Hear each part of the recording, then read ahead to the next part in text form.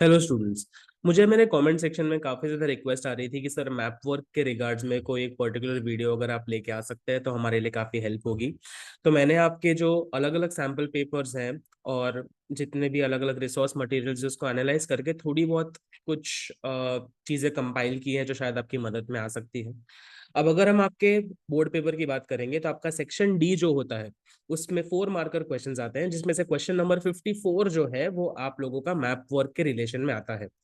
Now जितने भी मैंने पेपर्स गो थ्रू किए और ट्रेंड और पैटर्न को समझने की कोशिश की, उससे मैं ये रियलाइज कर पाया कि आपको ब्रॉडली ना ये 4 चैप्टर्स में से बहुत ज्यादा फ्रीक्वेंटली सवाल पूछे जाते हैं relating to marking something on the map, which includes natural resources में से सॉइल टाइप वाला question, forest and wildlife resource में से नेशनल पार्क या सैंक्चुरी वाला क्वेश्चन, एग्रीकल्चर में से region growing specific type of crop, and manufacturing industries में से अलग अलग, चाहे वो टेक्सटाइल इंडस्ट्री हो, कॉपर हो, आयरन एंड स्टील प्लांट हो, बैंगलोर इंडस्ट्री फॉर इलेक्ट्रॉनिक्स हो, ये सारी अलग अलग चीजें हैं।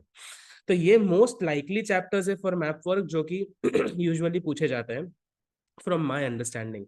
नाउ मेरे इस वीडियो को क्रिएट करने का ये बिल्कुल भी एजेंडा नहीं है कि मैं आपको बोलूं कि बस आप इतना करके चले जाओ और आपके मार्क्स आ जाएंगे। नो, मैं अभी ही स्ट्रॉन्ग डिस्क्लेमर दे देता हूं, ये मेरे हिसाब से इंपॉर्टेंट टॉपिक्स हैं, इसके ऊपर आप ज्यादा ध्यान दे सकते हो। इसका मतलब ये नहीं है कि आप बाकी सारी चीजें करो ही नहीं।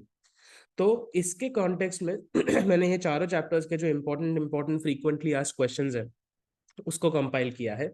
तो अगर हम लोग देखेंगे towards chapter number 8 which is natural resources, यहाँ पे मेजर सॉइल टाइप्स में अलग अलग रीजन्स इन इंडिया जो है वो आपको हाईलाइट करके देने को बोला जा सकता है।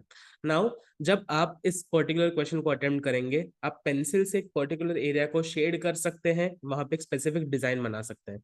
अगर आपने कोई स्पेसिफिक डिजाइन बनाया है तो मैप के नीचे एक बॉक्स में वो सेम डिजाइन रिपीट करके डैश करके लिख देना है कि भाई ये कौन से टाइप का सॉइल है, कौन से टाइप का रीजन है। ठीक है। तो यहाँ पे अगर आप देखोगे तो मैंने छोटे छोटे पॉकेट्स यहाँ पे कवर किए हैं। अगर आप टेक्स्ट बुक में देखोगे तो बहुत ज्यादा अलग अलग स्टेट्स भी यहाँ कवर होते हैं। हैविंग सेड दैट, जब आप भी अपने पर्टिकुलर एग्जाम के अंदर इस तरीके का कोई एक पर्टिकुलर मैप वर्क बनाओगे तो यू नीड टू अंडरस्टैंड कि भाई कौन सी जगह पे क्या चीज कवर होती है, कौन सी सॉइल कहाँ पे आपको देखने को मिलेगी। आई होप ये चीज आपको समझ में आ रही है। वैसे ही मैंने नेचुरल रिसोर्सेज के अलावा फॉरेस्ट एंड वाइल्ड लाइफ वाला चैप्टर हो गया, या फिर इसके अलावा एग्रीकल्चर वाले अलग अलग रीजन हो गए, या फिर मैन्युफैक्चरिंग इंडस्ट्रीज के अलग अलग सेंटर्स हो गए, इन सारी चीजों के जो है मैंने मैप वर्क कवर किए हैं। ये जितने भी मैप्स हैं इसके जो स्पेसिफिक पिक्चर्स है, पीडीएफ है, वो मैं यहाँ पे आपको डिस्क्रिप्शन बॉक्स में एक लिंक मिलेगी जहाँ से आप उसको एक्सेस कर पाओगे।